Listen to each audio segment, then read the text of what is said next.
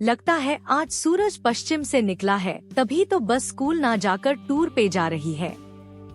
साल में एक बारी टूर पर जाने का मौका मिलता है। स्कूल टूर जाने के उत्साह से बच्चों के चेहरे पर एक अलग ही खुशी थी।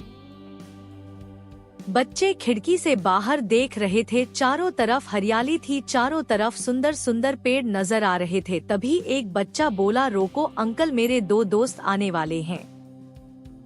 कुछ दूर जाकर बस रुक जाती है। उसके दोनों दोस्त आ जाते हैं। लड़की का नाम था हीना और लड़के का नाम था जय।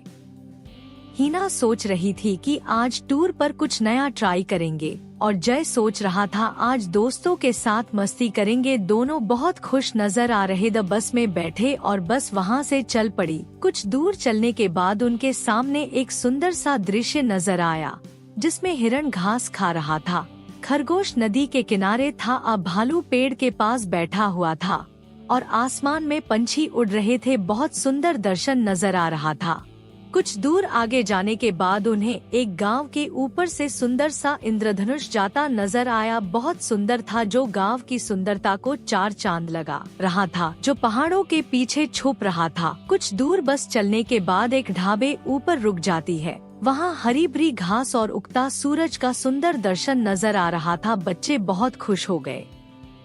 बच्चों ने और टीचर्स ने नाश्ता किया और सभी अपने काम में व्यस्त हो गए और बच्चे खेलने के लिए ग्राउंड पर चले गए। कुछ बच्चे रस्सी कूदने लगे और कुछ बच्चे आंखों के ऊपर प्रतिबंध कर एक दूसरे के साथ खेलने लगे। उन्हें खेलने में बहुत आनंद आ रहा था। तभी कुछ बच्चों की सामने एक अलग ही सुंदर दृश्य नजर आया और तभी बच्चे उसे देखने लगे। उन्हें देखा कि एक सुंदर सा घोड़ा, जिसकी सुंदर से सफेद बाल थे, सुंदर सी मोटी मोटी आँखें थी और लंबी पूंछ देखने में बहुत सुंदर लग रहा था। बच्चों का ध्यान अपनी ओर आकर्षित कर रहा था। तभी बच्चों को देखकर वह बहुत तेज से दौड़ने लगा, जैसे कि महाराणा प्रताप के घोड़े चेतक जैसा हो। घोड़ा जंगल के अंदर चला गया। बच्चे घोड़े के पीछे पीछे भगाने लग, लेकिन घोड़ा बहुत दूर जा चुका था। तभी बच्चे निराशजनक वापस आ गए और अपना अपना खेल खेलने लगे।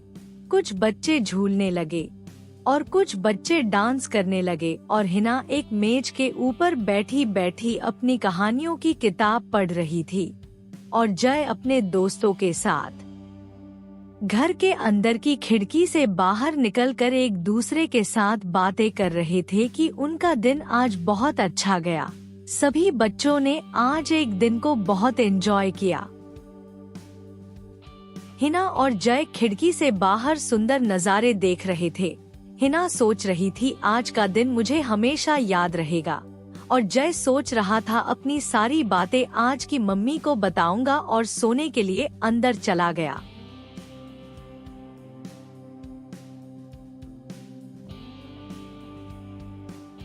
सूरज ताऊ जाकर चंदा मामा भी आ गए।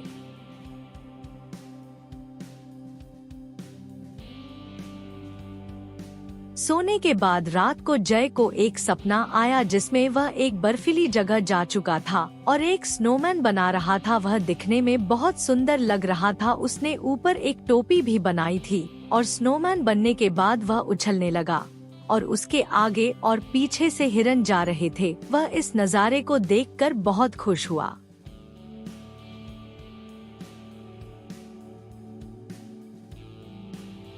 और अगले दिन घर जाने के बाद सारी बातें अपनी मम्मी को बताई। उसकी मम्मी उसकी बातें सुनकर बहुत खुश हुई और जय की मम्मी ने उसे गले लगा लिया।